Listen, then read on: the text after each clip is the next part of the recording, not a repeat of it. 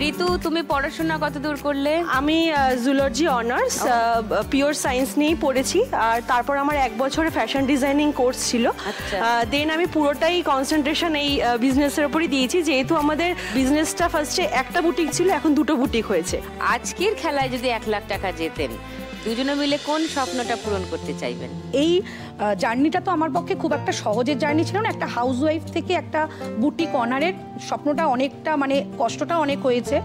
রাত জেগে দিন জেগে কাজ করে তারপরে আজকে আমার আন্ডারে যত মানুষ কাজ করছে বা আমি যে কাজটা করছি সেগুলোতে সবাই আমাকে সঙ্গ দিয়েছে। কারোর সঙ্গ ছাড়া আমি একা কিছুই না, জিরো আমি। সেই মনে করি যে তাদের কিছু হেল্প করা, এবং আমাদের বাড়ির সামনে একটা এনজিও আছে, ওদেরকে কিছু হেল্প করব, এবং তারপরে আমার বুটিকটাকে আরেকটু সুন্দর করে সাজিয়ে, মানে আরও আমার ইচ্ছেটাকে আরও সুন্দর সাকসেস করবে, সেই বুটিকটাকে সুন্দর করে সাজাবো আমার প্রচণ্ড একটা ইচ্ছে। আপনার ব্যবসার কাজে আরেকটু বেটার করতে চান, সেখানে কাজে লাগাতে। একদম একদম একদম। বাহ, খুব ভালো লাগলো কথা বলে। এবার আসছি পাইলি আর দিশানার কাছে, আপনাদের কথা একটু বলুন। নমস্কার সুদীপ্তা দি, আমি পাইলি, আমি বারুইপুর থেকে এসেছি। ও আমার মেয়ে দিশানা। ছোটবেলার থেকেই আমি অনেক কড়া অনুশাসনে মানুষ হয়েছি।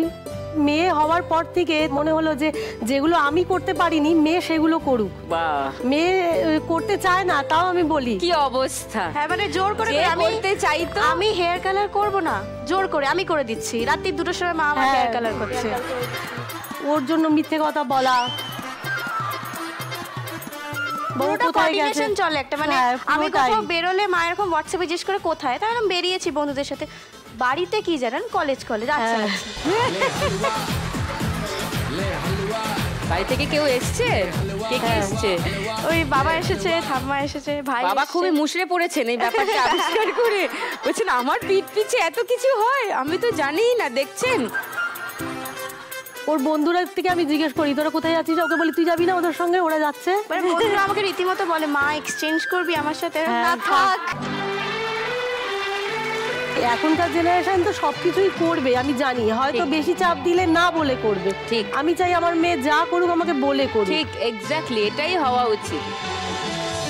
তোমাদের দুজনের মিলিত স্বপ্ন কি? মা তো আমার জন্য অনেক কিছুই করে, অনেক বকুনিও শোনে, সবকিছুই করে। তো এবার আমি যদি কিছু করে দেখাতে পারি যেটাতে মা যাতে বকাটা না শুনে যে এত ছাড় দিয়েছি কিন্তু কিছু একটা করেছে জীবনে। আজকে যদি এখানে 1 লাখ টাকা যেত তোমরা দুজনে মিলে, কোন স্বপ্নটা পূরণ করবে?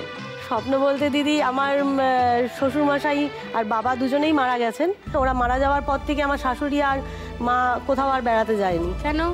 আর যেতে চায় না, বললেও যেতে চায় না। আমরা যাই কিন্তু বললে, আমি চাই যে একসাথে